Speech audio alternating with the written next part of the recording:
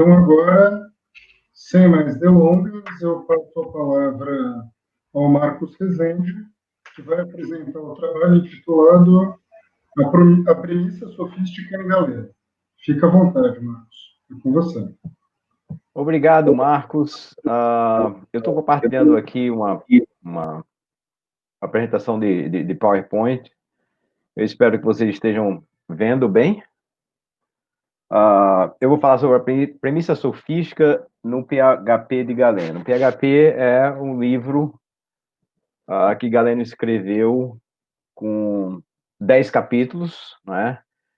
E ele trata de uma questão específica que a gente vai falar daqui a pouco nessa apresentação, né? Então, primeiro, a gente está tratando de um problema, a galera está tratando de um problema específico que é a localização do hegemonicon. Hegemonicon é a palavra que o Joelson acabou de usar na fala dele, que significa o centro de comando, ou centro de operações, de outra maneira, né? A disputa aqui, onde é que fica o centro da razão, né? Onde é que fica esse centro de comando? E Galeno está nessa disputa com os estoicos, e a maneira de resolver essa questão está na lógica, né? E Galeno, então, ele vai apresentar 4 classes de premissas da lógica, e hoje nós vamos falar sobre a última delas, que é a premissa sofística, não é? Essa citação que eu estou trazendo aqui do PHP é um texto onde ele começa a fazer a classificação dessas 4 premissas, não é? E então aqui eu quebro aquela citação e alguns outros textos e faço aqui uma coleção para a gente entender melhor do que ele está falando em relação às suas premissas. Então ele apresenta 4 classes de premissas. A primeira delas, premissas científicas, que são as premissas demonstrativas, que partem das características ou atributos do objeto em estudo, que produzem o conhecimento genuíno, que referem-se à essência da coisa, né? E que no grego a gente chama de ousia, ou eles chamam de ousia, melhor falando. Depois vem as premissas dialéticas, útil para treinamento, também partem das características e atributos, não são demonstrativas, mas podem ter a validade científica em algumas circunstâncias, não é? Aí vem a terceira classe, que é a premissa retórica, né, que é fundamentada em testemunhas externas, nas opiniões dos homens, podem ser somente persuasivas, e as premissas sofísticas ambíguas e fraudulentas, né? Então, essas duas últimas, a 3 e a 4, que vocês veem agora, as premissas retóricas e as premissas sofísticas, segundo Galeno, elas não têm condições de produzir alguma forma de conhecimento, né? E aqui ele vai fazer uma classificação, uma explicação melhor do que seja a premissa sofística de acordo com a sua proposição lógica, né? Para ele, a premissa sofística é a que mais se afasta da essência, da ousia, do objeto sob investigação, né? Quer dizer, mais se afasta do critério científico da abordagem de qualquer assunto, né? Segundo, consiste de homônimos e formas de expressão ou figuras de linguagem, ou seja, é uma premissa construída em cima de uma linguagem que não ajuda muito no entendimento do que está sendo dito, né? Esconde-se por trás de forma verbal de ambiguidade fraudulenta, né? É aquela premissa que de forma fraudulenta faz uso de certos homônimos ou de formas de expressão.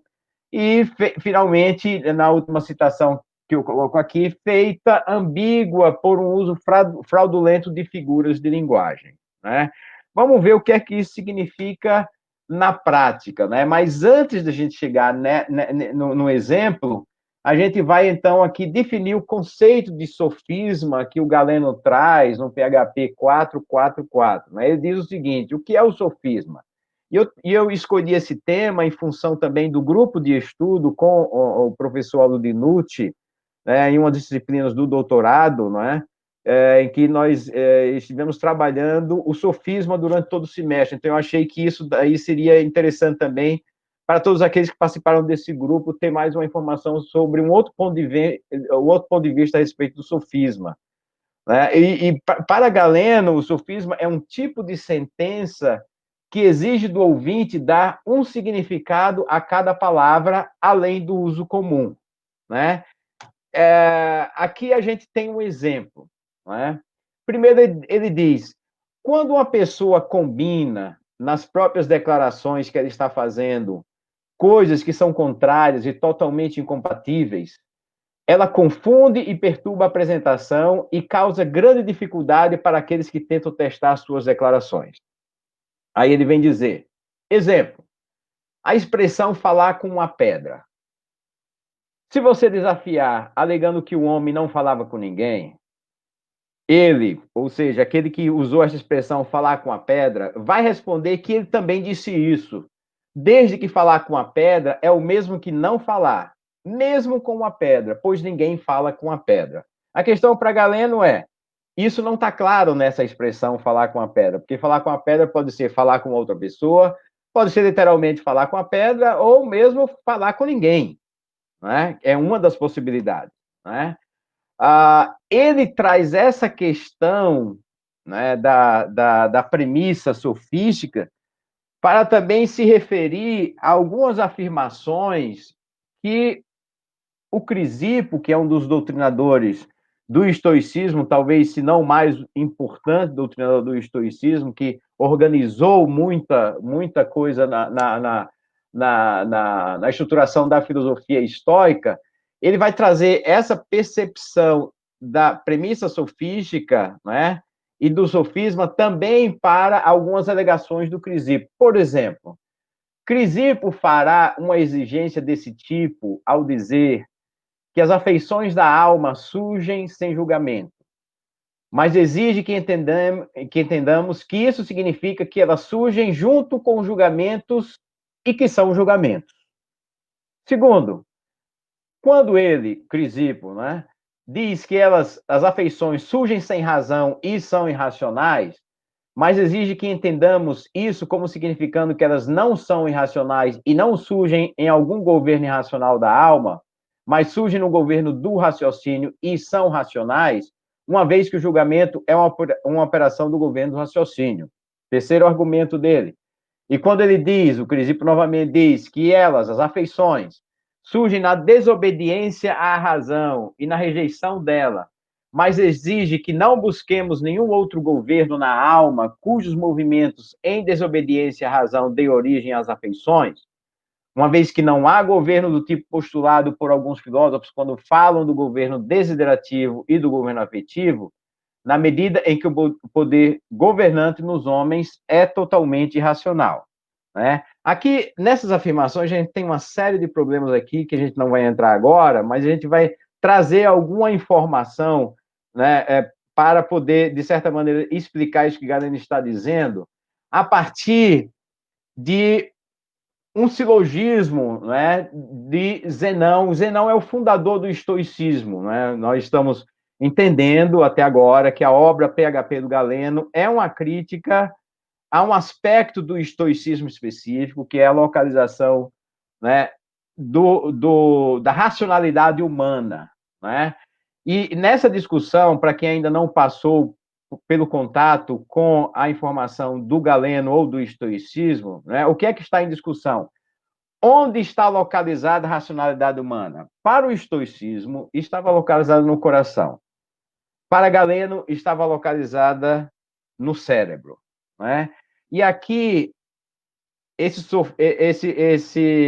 silogismo aqui de Zenão, que é o fundador do estoicismo, está fazendo a defesa de que a racionalidade humana está no coração. E o silogismo do Zenão diz o seguinte: a fala passa pela traqueia. Se passasse do cérebro, não passaria pela traqueia. A fala passa da mesma região que o discurso. O discurso passa da mente. Portanto, a mente não está no cérebro. Né? Então, aqui Zenão está defendendo que a mente, entenda-se aqui por capacidade racional, não está no cérebro. Né? Aí Galeno vem fazer a primeira a crítica dele. Lembra que quando ele definiu a premissa sofística, ele estava falando de formas verbais ambivalentes e fraudulentas. E ele vai começar a sua crítica à apresentação do Zenão exatamente falando sobre isso. E ele vai escolher a premissa de que a fala passa pela traqueia, né? Então, Galeno pensava que a palavra passa, ou o verbo passar, deveria ser entendido como equivalente a sai ou é enviado. Um membro da escola estoica negou que tivesse qualquer um desses significados. No entanto, os livros dos outros estoicos alteram passa para sai ou é enviado. Inclusive, Crisipo e Diógenes fazem o mesmo. Né? Aí Galeno propõe uma substituição da palavra passa por um termo menos obscuro. Então, a primeira premissa seria: a fala é enviada pela traqueia, não seria mais a fala passa pela traqueia. Né?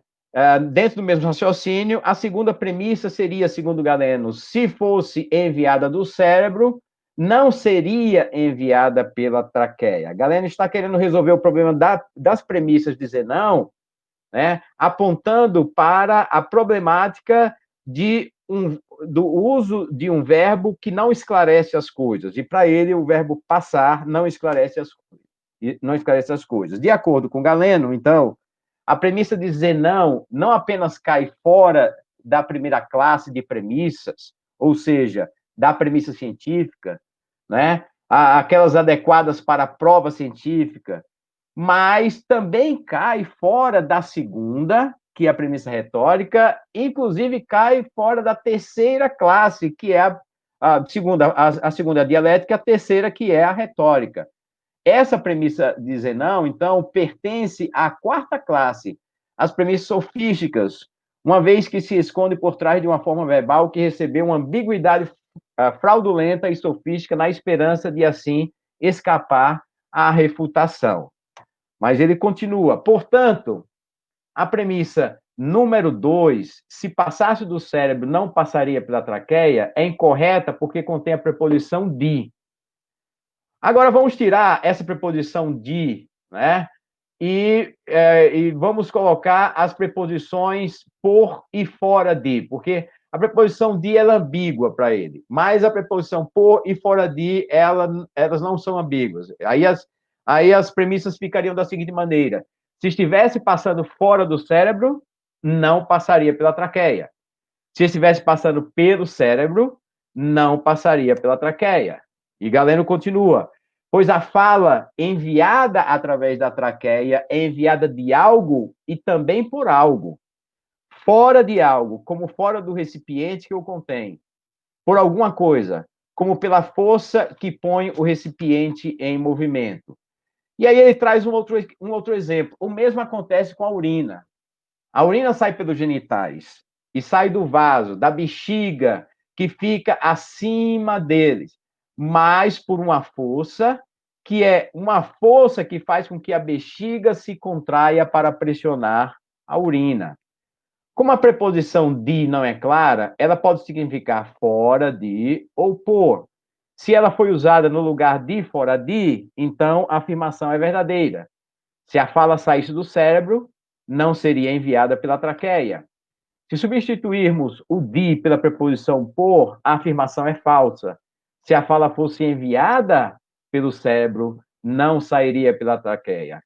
Galeno, então, desafia os estoicos a comentar sobre o seguinte raciocínio. E ele apresenta 4 premissas. A primeira, a urina passa pelos órgãos genitais. Se fosse enviada pelo coração, não sairia pelos genitais, mas, na verdade, é enviada por nossa escolha. A escolha, portanto, não está no coração, não é? Eu sei que a gente está andando rápido porque o tempo é curto, mas me deixa explicar o que é que ele está fazendo aqui, apresentando esse silogismo aqui, não é?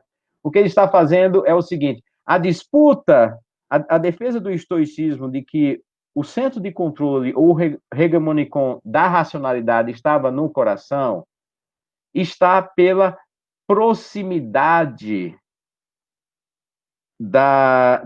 do centro de controle pela função que está sendo exercida, não é? E o Galeno está trazendo esse silogismo para dizer que mesmo a bexiga que está muito distante do coração, ela recebe um comando desse hegemonicon racional, né? Então, a proximidade do hegemonicon com aquela função que está sendo exercida não é necessariamente um critério válido para determinar a localização daquele hegemonicon, né? Ou seja, não é porque a fala passa pela traqueia, a galera está querendo dizer, não é porque a fala passa pela traqueia agora que a gente vai identificar que a racionalidade está no coração porque a traqueia está próxima do coração, não é? E nessa quarta premissa, ele vem dizer a escolha, que é uma função da razão, portanto, não está necessariamente no coração quando existe a ordem de você liberar a urina da bexiga, né? O mesmo seria com o silogismo sobre os excrementos. O excremento é enviado pelo intestino, mas por nossa escolha, que primeiro inicia o movimento. E a escolha até move instantaneamente qualquer um dos dedos dos pés que estão mais distantes dela. A distância, então, não apresenta nenhum obstáculo à velocidade. Pois, se você colocar escolha, intelecto, ou o que quiser chamá-lo, não faz diferença no momento, no cérebro ou no coração. Nenhum tempo será encontrado entre a ocorrência do desejo de mover o dedo do pé e o ato de mover. E o mesmo é verdade para a sensação, pois também na sensação não há a necessidade de esperar um certo tempo após uma picada ou uma ferida para que o animal possa senti-la, né? Então ele vem dizer, Zenão e Crisipo e toda sua turma também pretendiam isso, que o movimento despertado em um membro por um contato de fora seja transmitido para o centro de comando da alma para que o animal possa percebê-lo. Como, portanto, não há intervalo perceptível entre o ferimento do membro e a percepção do animal, portanto, também não há nada entre o desejo de uma pessoa de dobrar o dedo do pé ou o pé e o ato em si. E da mesma forma, nenhum entre o desejo de expelir urina e a expulsão real, pois a vontade da parte governante da alma e a atividade dos órgãos de expulsão eram simultâneas. Então, Galeno agora está pronto para responder ao argumento. Se a urina fosse enviada pelo coração, ela não seria expelida pelos genitais? Se a questão é a proximidade, não é? Então, a urina seria expelida através de um outro órgão mais próximo do coração? E ele vai dizer, nada impede que a expulsão da urina, da bexiga, pelos órgãos genitais, quando a parte governante transmitiu um início de movimento para que o vaso que a contém se contraia. E se o cérebro ou o coração é a parte governante da alma, não faz diferença, eu acredito, para a refutação do argumento diante de nós. O que Galeno está dizendo é o seguinte, pelas premissas apresentadas por Zenão e Crisipo, e Diógenes, que eu não coloquei aqui para o trabalho não ficar longo, porque ele trabalha as premissas de todos esses três pensadores do estoicismo, não é? Defendendo o argumento da proximidade como determinante para a localização do hegemonicon, ele está dizendo, esse argumento não serve nem para identificar o hegemonicon no coração e nem no cérebro.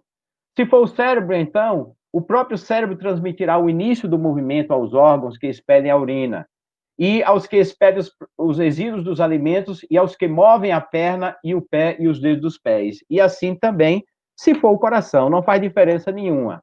Da mesma forma, quando a fala é enviada pela traqueia, nada impede que o cérebro seja a causa do movimento anterior ao da traqueia. Portanto, a resposta à nossa pergunta original permanece equilibrada. Não se inclina de forma alguma para nenhum dos pontos de vista como resultado da observação. Ou seja, essa resposta não pode ser encontrada através da premissa retórica ou da premissa sofística que dependem puramente da observação.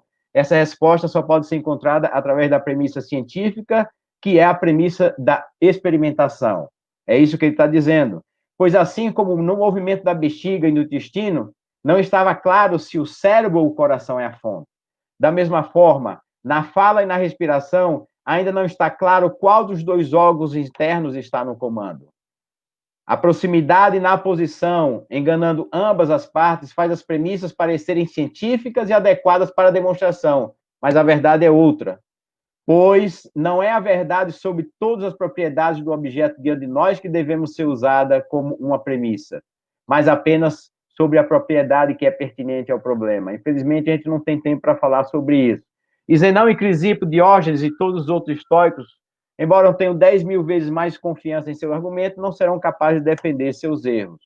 Pois a segunda premissa no argumento, se passasse do cérebro, não passaria pela traqueia, se fosse afirmada com precisão e clareza e com as distinções apropriadas, seria detectada como uma premissa da segunda classe, que é a premissa dialética. Mas, uma vez que adquiriu uma ambiguidade fraudulenta em sua forma verbal, portanto, participa da quarta classe, que é a premissa sofística. A quarta premissa, em que afirma que o discurso passa da mente, tem o mesmo absurdo da segunda, pois esse discurso fala que transmite significado, é enviado pela mente como qualquer outro ato voluntário, e, no entanto, não é enviado para fora da mente, mas para fora da laringe. Antes de chegar à laringe, o que se carrega ainda não é a fala, mas, como dissemos, matéria própria para a fala, que chamamos de respiração expelida, é enviado pelas artérias traqueais dos pulmões, e nada disso tem a ver com o coração. Qual a resposta para o problema da localização do centro de comando da razão? Segundo Galeno, a premissa científica. Só através dela, que pressupõe a experimentação, é possível identificar o hegemonicon racional. E esse processo da premissa científica e da experimentação que Galeno apresenta como evidência para definir que a racionalidade do ser humano está no cérebro, contrariando aquilo que defendia a escola estoica. Isso a gente pode fazer em um outro momento, em outro capítulo. Obrigado pela atenção de vocês e será um prazer responder a qualquer pergunta que porventura venha a surgir. Obrigado, professor Marcos, pelo tempo que tivemos aqui.